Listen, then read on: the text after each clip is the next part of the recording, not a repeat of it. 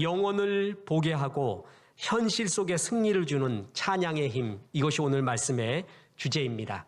우리가 현실을 살지만 하나님께서는 천국을 미리 맛볼 수 있는 것 세 가지를 주셨습니다. 하나는 예배입니다. 하나는 찬양입니다. 하나는 사랑입니다. 이거를 천국을 미리 맛보는 곳이라고 했습니다. 우리가 천국 가잖아요. 믿음, 소망, 사랑 중에 믿음을 가진 사람이 천국 가는 거고 소망이 이루어진 곳이 천국입니다. 천국의 영원한 것은 사랑입니다. 또한 천국에 가면 예배가 있습니다. 그리고 그 예배는 영원한 찬양의 예배입니다. 그래서 예배와 찬양과 사랑을 여기서 맛보고 진실로 하게 된다면 우리는 천국을 미리 맛보게 되는 것입니다. 얼마나 영광이고 기쁜 일입니까? 천국 가서 찬양 잘 못하잖아요. 그러면 천국 가서 얼마나 어설픈지 모릅니다. 부끄러운지 모릅니다. 살아생전 많이 찬송하시기 바랍니다. 신앙의 3대 요소라고 부르는 것도 있습니다. 말씀, 기도, 찬양입니다. 그중에 오늘 우리는 이 찬양의 힘에 대해서 말씀을 나누고자 합니다. 흔히들 찬송은, 찬양은 곡조가 붙어있는 기도다 이렇게 말들을 하곤 합니다. 그런데 에드워드 영이라는 신학자이자 귀한 목사님은 한 걸음 더 나가서 이런 말을 한 적이 있습니다. 찬양은 기도보다 더 거룩하다. 기도는 하늘로 가는 길을 우리에게 보여주나 찬양은 이미 그곳에 가 있다. 멋지지 않습니까? 찬양은 이미 천국에 들어가 있는 것이요 영광을 보는 것입니다. 자, 오늘 본문이 말하는 찬양의 힘, 그것은 첫 번째로 찬양은 영원을 보게 한다라는 것입니다. 유다 왕 여호사밧 왕 때 모압, 암몬, 세일 사람들이 연합군을 형성해서 유다를 쳐들어옵니다. 이때 아름다운 신앙의 왕 여호사밧은 전국적으로 금식을 선포하고 기도를 시작합니다. 그리고 하나님 앞에 확신을 얻습니다. 그 구절이 역대하 20장 5절부터 나옵니다. 보세요. 여호사밧이 여호와의 전 새 뜰 앞에서 유다와 예루살렘의 회중 가운데 서서 이르되 우리 조상들의 하나님 여호와여, 주는 하늘에서 하나님이 아니시니이까? 이방 사람들의 모든 나라를 다스리지 아니하시나이까? 주의 손에 권세와 능력이 있사오니 능히 주와 맞설 사람이 없나이다. 그는 하나님을 부를 때요, 하나님은 하늘의 하나님, 이방 모든 사람들을 다스리는 하나님, 그에게 모든 권세와 능력이 있다라는 이 현재 속세의 사람들과는 비교할 수 없는 영혼의 차원에 있는 하나님에 대한 고백을 하게 됩니다. 그리고 나서요, 군대를 모읍니다. 그 군대 맨 앞에 성가대를 세우게 됩니다. 그 성가대에 가운을 입힙니다.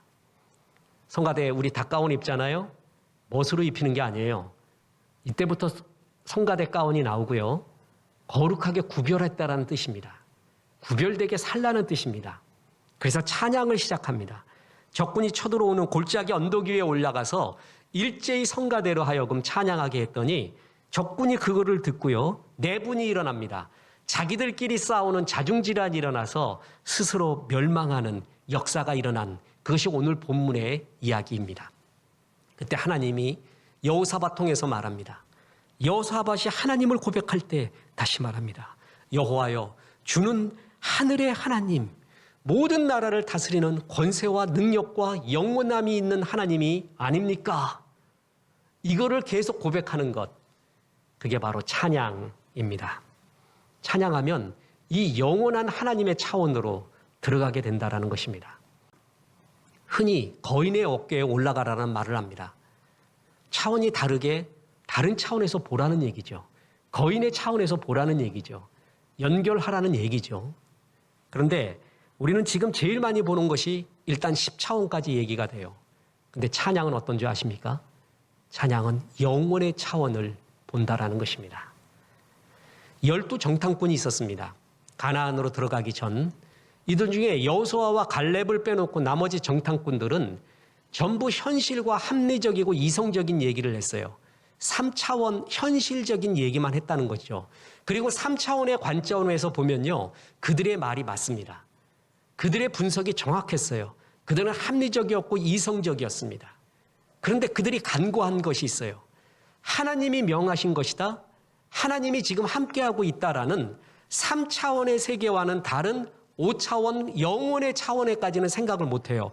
그 영혼의 차원을 가지고 생각하고 있었던 것이 여호수아와 갈렙이에요.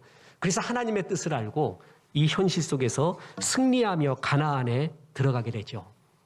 우리 인간은요, 영혼을 볼 때 가장 행복하고 평화를 느낍니다. 그리고 승리하게 됩니다. 그 영혼의 차원을 보여주는 것이 뭐냐? 바로 찬양이라는 것입니다. 얼마 전 죽은 스티븐 호킹, 전도하지 못한 것이 얼마나 괴로웠는지 모릅니다. 그 사람이 두 가지 큰 질문이 있었다고 했죠. 빅뱅 이전의 일이 무엇이며 나는 누구인가? 그것이 평생의 질문입니다. 빅뱅 후에는 어떤 일이 일어났는지 약간 추정을 할 수 있다. 그러나 빅뱅 전에 뭐가 있었는지 모르겠다. 그리고 내가 누군지 모르겠다. 강남 비전교회에 왔으면 그에 대한 답을 다 줬을 텐데 너무 아쉽습니다. 빅뱅 전에 무슨 일이 있었냐고요? 욥기 38장 4절에서 7절에 보면 이런 구절이 나옵니다. 내가 땅에 기초를 놓았을 때 네가 어디 있었느냐? 네가 깨달아 알았거든 말할지니라. 누가 그것의 도량법을 정하였는지 누가 그 줄을 그것 위에 띄웠는지 네가 아느냐? 그것의 주추는 무엇 위에 세워졌으며 그 모퉁이 돌을 누가 놓았느냐? 그때 새벽별들이 기뻐 노래하며 하나님의 아들들이 다 기뻐 소리를 질렀느니라. 내가 땅에 기초를 놓았을 때 뭐 했는 줄 아느냐? 이 땅에 시작이 될 때 무슨 일이 있었는 줄 아느냐? 욥기 38장은요. 하나님이 나타나셔서 하는 말이에요. 그러니까 그 전에 욥의 말이나 엘리바스 빌다 소발의 말이나 엘리후가 한 말이 아니라 하나님이 직접 욥에게 해주시는 말이 38장부터 나와요. 그때 만물의 기원에 대해서 이야기하면서 그때 무슨 일이 있었는지 아느냐? 만물이 시작이 될 때 새벽별들이 기뻐 노래하며 하나님의 아들들이 다 기뻐 소리를 질렀었다. 찬양이 있었다는 거예요. 노래가 있었다는 거예요. 만물 이전에, 빅뱅 이전에 이 만유를 전부 포대기처럼 감싸고 있는 것이 하나님에 대한 찬양, 노래가 있었다. 그 말하고 있습니다. 만물 후에도요, 시작되는 천국의 시작도 어떤 일인가? 요한계시록 4장 1절에 보면 이 일 후에 내가 보니 하늘에 열린 문이 있는데 내가 들은 바 처음 내게 말하던 나팔소리 같은 그 음성이 이르되 이리로 올라오라. 이후에 마땅히 일어날 일들을 내가 네게 보이리라 하시더라.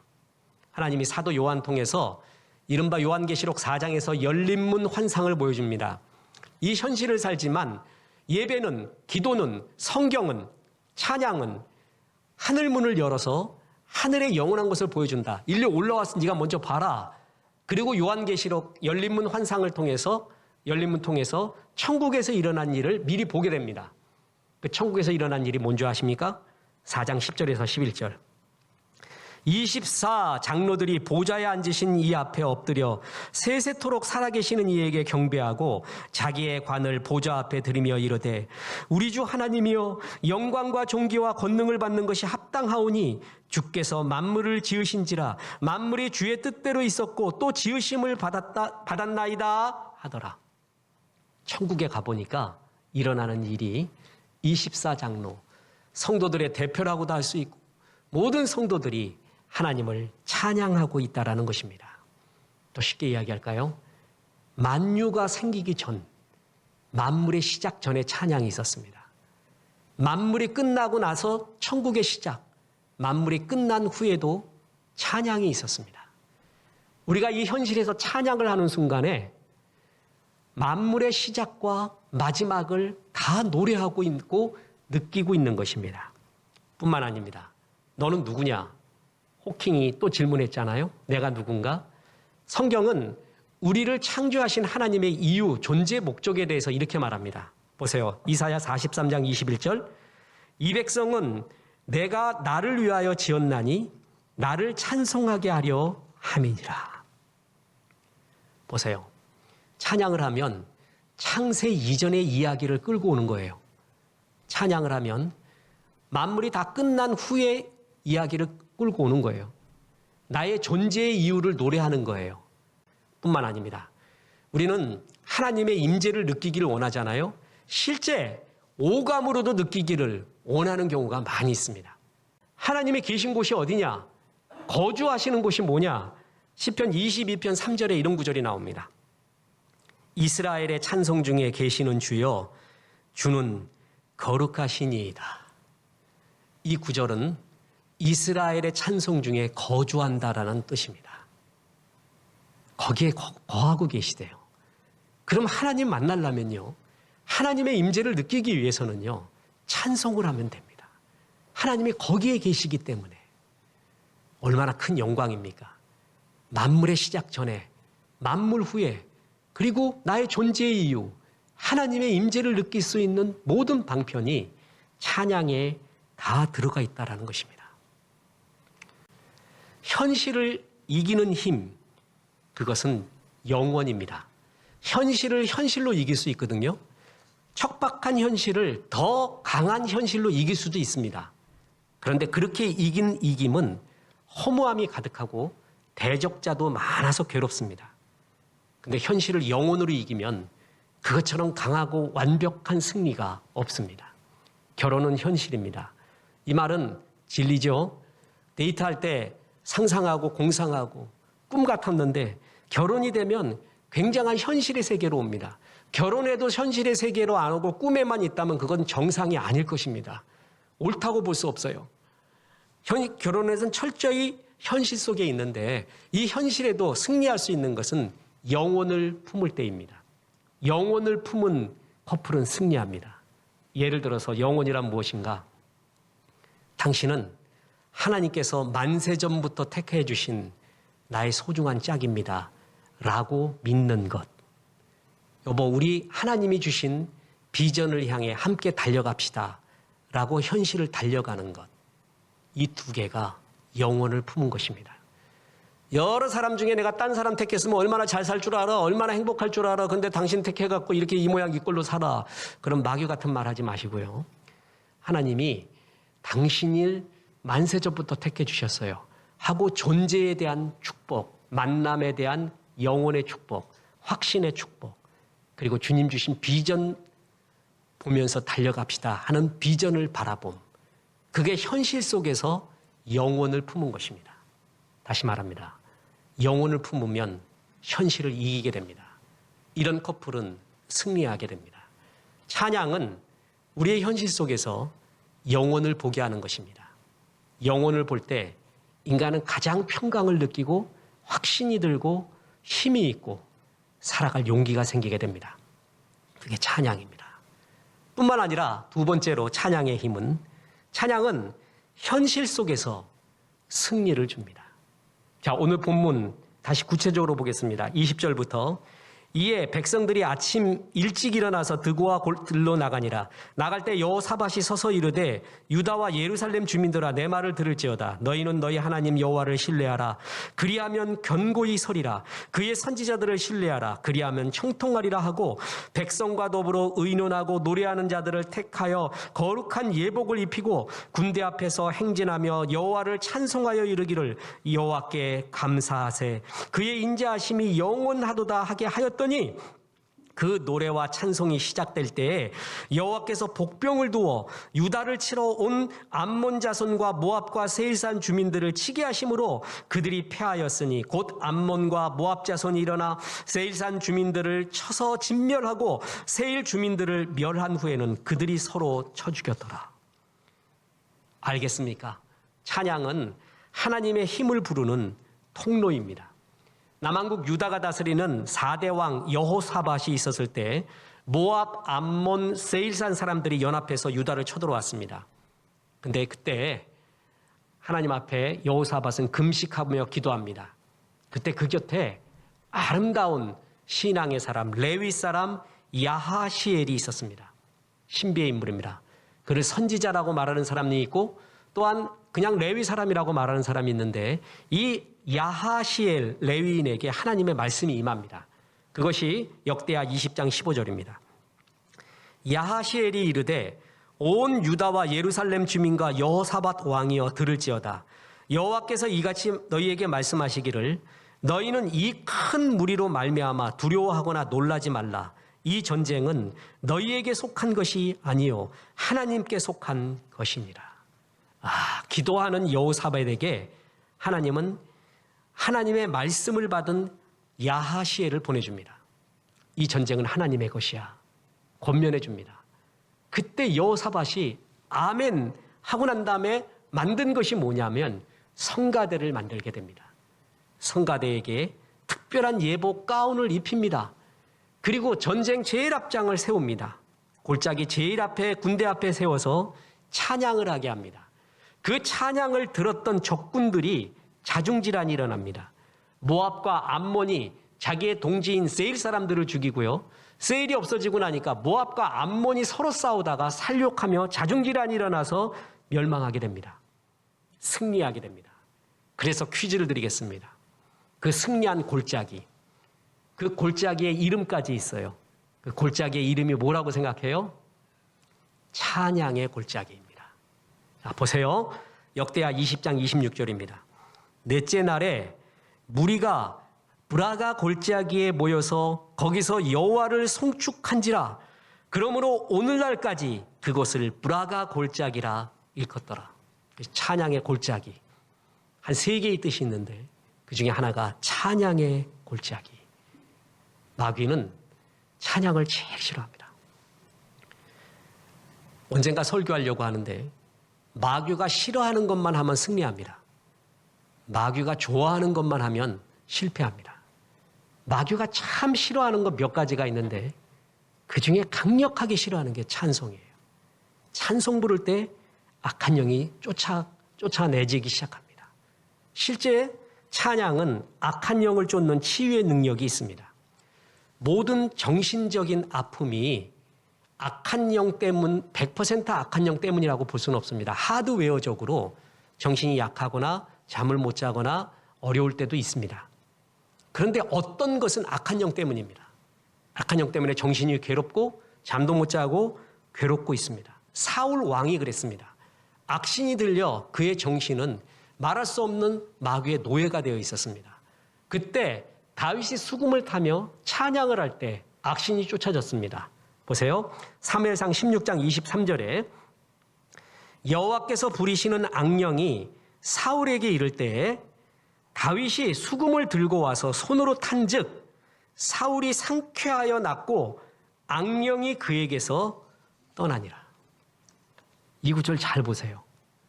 지금 남이 찬송을 불러주는데도 능력이 나타나요. 사울이 부르는 게 아니에요. 그러니 내가 부르면 능력이 얼마나 배가가 되겠습니까? 남이 부르는 찬송만 들어도 힐링이 되고 치유가 되고 악한 영이 쫓아지는 거예요. 내가 부르면 더욱더 그러겠죠. 정말 찬송 부르기 어려운 상황. 찬송 부르기가 정말 마음이 그까지 막혔잖아요. 틀어놓기라도 하세요. 찬양은 악한 영을 쫓아내고 치유하는 엄청난 역사의 힘이 있습니다. 뿐만 아닙니다.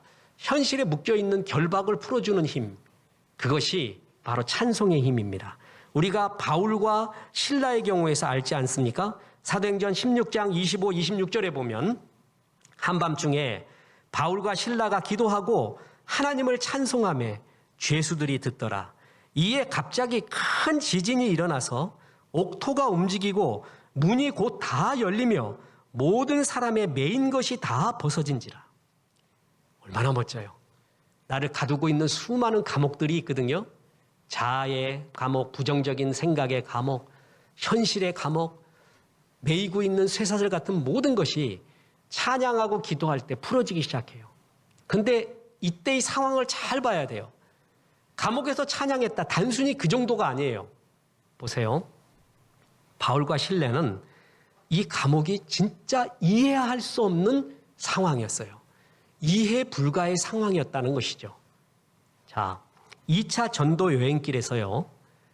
바울은 신령한 체험을 하게 됩니다. 선교지에서 마게도니아 사람이 와서 우리를 도우라라는 환상을 보게 됩니다. 선교지 갈 때 제일 많이 인용하는 구절이 그거 아니에요? 와서 우리를 도우라. 선교지 와서 도우라. 우리와 함께하자. 마게도니아 유럽 사람이 그런 환상을 봐요. 도와달라는. 그래서 바울이 발걸음을 옮겨가지고 마게도니아 쪽으로 오게 됩니다. 아시아로 넘어왔어야 되는데 세계의 역사가 바뀌는 순간이었거든요. 하나님이 급회전시킨 거예요. 그래서 그 마게도니아로 온 첫 관문이 뭐냐면 빌립보였어요. 그럼 생각해 보세요. 하나님의 뜻에 의해서 발걸음을 옮겨서 빌립보로 왔어요. 그러면 큰 역사가 일어나거나 불덩이가 떨어져서 이래서 하나님이 일로 불렀구나 그런 거 아니겠어요? 그런데 아무 역사가 안 일어나요. 오히려 다른 선교지보다 더 못했어요. 겨우 만난 사람이 자주장사 루디아 그 집에서 겨우 예배를 시작해요. 그리고 전도의 대상은 평민도 귀족도 왕족도 아니라 점치는 여종들, 점치는 아낙네들, 여자들이었어요. 그들을 전도하고 귀신을 쫓았더니 이들이 이제는 점치지 않겠다고 그러고 선언을 했어요. 그랬더니 여러분 그런 여인들, 그런 점치는 여자들 그 뒷배경에는 항상 그 뒷골목에 패밀리들이 있잖아요. 거기도 마찬가지예요. 그 패밀리들이 이 조폭들이 가만 보니까 자기 밥줄이 끊어지게 생겼어요. 그리고 관원에다가 바울과 실라를 풍기문란죄로 고소하게 됩니다. 그래서 빌립보 감옥에 갇힌 거예요. 더 쉽게 설명할까요? 하나님의 뜻에 의해서 발걸음을 옮겨서 왔는데 역사는 하나도 안 나타나고 계속 다운되고 있어요. 구덩이로 빠지고 있는 듯한 느낌이에요. 하나님 정말 주의 일 하겠습니다 하고 좋은 직장 좋은 일 다 때려치고 신학교 갔는데 병이 나버리네. 일이 안 되네. 실패를 해버리네. 주여 이것은 주께 드리겠습니다라고 시작을 했는데 정말 그 마음으로 했는데 일이 무너지고 있어요. 이거 어떻게 이해할 수 있냐 말이죠. 빌립보 감옥이 바로 그런 상황이었어요. 그런 상황에서 불평불만하지 않고 바울과 실라가 했던 게 뭐예요? 찬양이었다는 거예요. 그래서 훌륭한 것입니다. 그때 찬양으로 문이 열리게 됩니다. 마틴 루터는 기도할 수 없을 때 나는 항상 찬송한다 이렇게 말했습니다. 소켓이 플러그가 연결이 되어야지 전기가 공급이 돼요. 이 플러그를 연결하는 것이 기도 찬양입니다. 연결이 되지 않으면 하나님의 힘을 받을 수 없어요. 그런데 기도도 안 나올 때가 있어요. 기도하고 싶은 마음도 안 들 때가 있어요. 그때 찬양을 하는 거예요. 찬양하면서 영성이 회복되기 시작을 합니다. 찬양은 오히려 쉽습니다. 그러면서 기도의 영성도 회복되고 마침내 하늘 보좌에 이르기 위한 영혼의 두 날개인 찬양과 기도가 회복이 돼요. 그때부터 살아나고 하나님의 차원이 보이기 시작합니다. 목사도 침체될 때가 있잖아요. 순간 교만에 빠질 때도 있고요. 길이 막힐 때도 있고요. 마음이 아플 때도 있고요. 그때 찬송을 부르면 좋아요. 구원의 샘에서 물을 기르리라라고 했어요. 구원의 샘으로 가요. 주께서 나를 불러주신 그때, 나에게 사명 주신 그때로 가요. 그때를 사유작용을 통해서 생각을 통해서 가려고 하면 잘 안 가져요. 찬송을 부르는 거예요. 그러면 구원의 샘으로 바로 도착이 됩니다. 나 같은 죄인이 용서함 받아서 주 앞에 옳다함 얻으니 나 같은 죄인이었지. 근데 옳다함을 얻었구나. 목사가 되었구나. 하나님의 은혜로 있을 데 없는 자. 사실 쓸데없는 자였지. 자격이 있는 자가 아니었지. 나 같은 죄인이 용서함 받았구나. 사명을 받았구나. 그래서 옳다함도 얻고 목사까지 됐구나 하는 구원의 샘으로 찬송하면 바로 갑니다. 만약에 이 찬송을 부르는데도 마음의 감동과 주의 사랑이 느껴지지 않으면 진짜 영성에 문제가 있는 거예요. 그땐 금식하고 기도는 들어가야 돼요. 근데 참 다행히 이런 찬송을 부르면 그래 내가 뭔데 라는 마음이 드는 것, 여러분 그것이 얼마나 은혜스러운지 모릅니다. 찬양은 하나님의 영혼의 문으로 나를 이끌어갑니다. 내 구주 예수를 더욱 사랑. 숨질 때 하는 말 이것일세. 내 구주 예수를 더욱 사랑. 주님, 제가 소원이 있습니다. 나이 먹을수록, 목회할수록, 시간이 지날수록 주님을 더 사랑하기 원합니다. 그것이 마음의 결심으로 생각으로 안 되는데 찬송을 하잖아요. 그럼 진짜 그런 마음이 들고요. 그런 영성이 마음에 다가옵니다. 그래서 마귀가 찬송을 참 싫어하는 거예요. 찬송하면 주의 보좌 앞에 이렇게 아름답게 달려갈 수 있는 영성이 회복이 됩니다.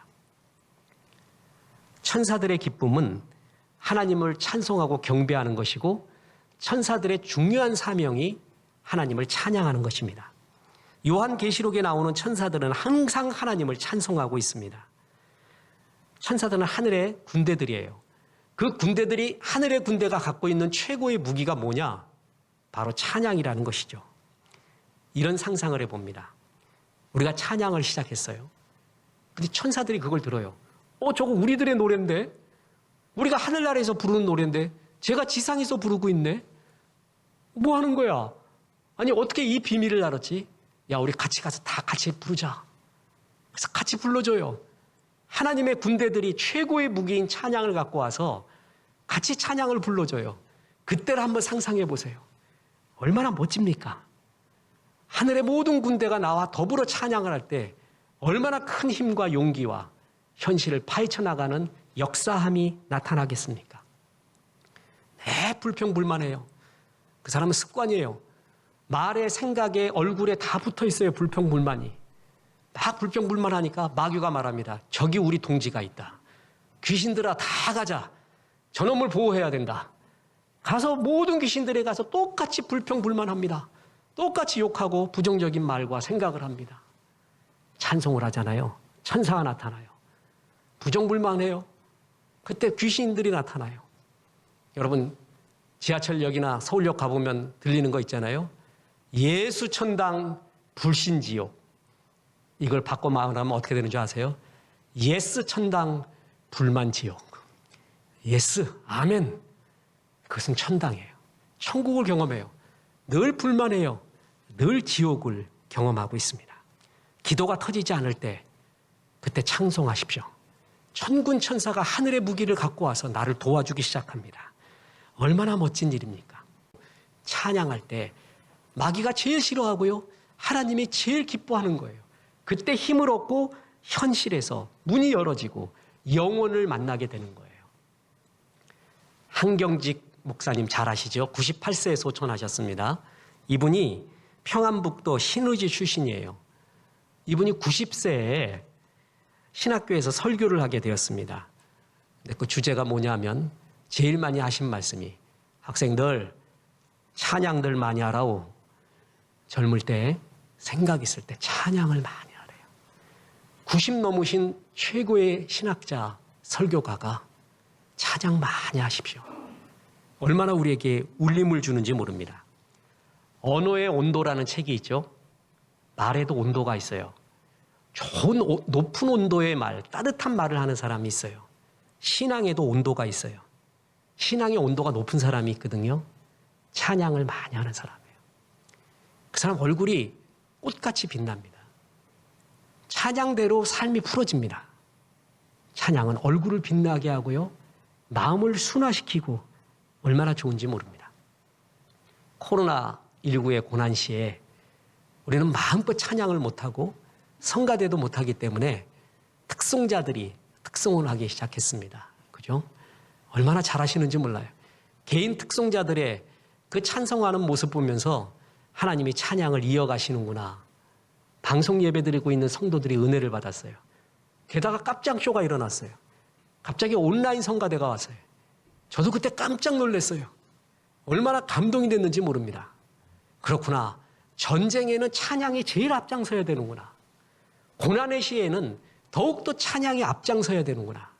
그럴 때 왠지 희망이 보이고 눈물이 나고 어떤 성도님이 우리 온라인 성가대 딱 하는 거 보고 목사님 왠지 모르지만 희망이 보여요 그래요. 그 말이 맞아요. 찬양을 하면은요 희망과 회복이 보이기 시작을 해요. 그래서 찬양 맡은 자들은 정말 사명을 갖고 이 일을 해야 됩니다. 여호사밧뿐만이 아니라 다윗도 역대상 25장에 보면 찬양의 군대를 만들어요. 군대를 만들고 찬양 군대를 만들어서 찬양대를 자기 직속으로 둡니다. 특별한 옷, 가운, 성가대 가운을 둬요.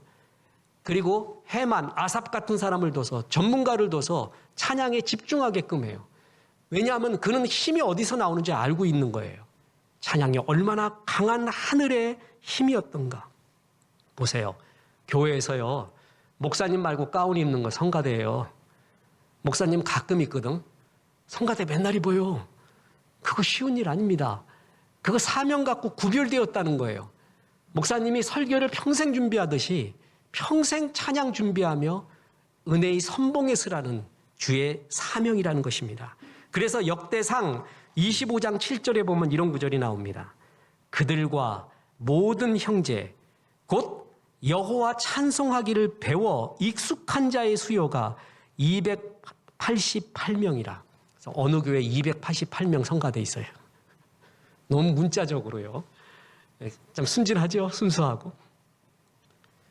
배워서 익숙한 자, 그게 뭐죠? 막 부르지 말라는 거예요. 설교 하나 준비하려면, 글 하나 준비하려면요, 얼마나 힘들게 기도하며 준비하는 줄 아십니까? 대한민국 목사님들 다 그럴 겁니다. 토요일날 거의 잠을 못 잡니다. 완벽하게 준비해놔도 잠을 못 자요. 끝없이 수정하고 기도하고, 글 써도 끝없이 수정을 합니다. 배워서 익숙해라. 성가도 찬양도 그렇게 해라. 죽게 하듯 설교하듯 예배를 섬기는 거예요. 예배의 섬김이들이에요. 영적인 전쟁의 선봉자들이 바로 이런 찬양이라는 것입니다.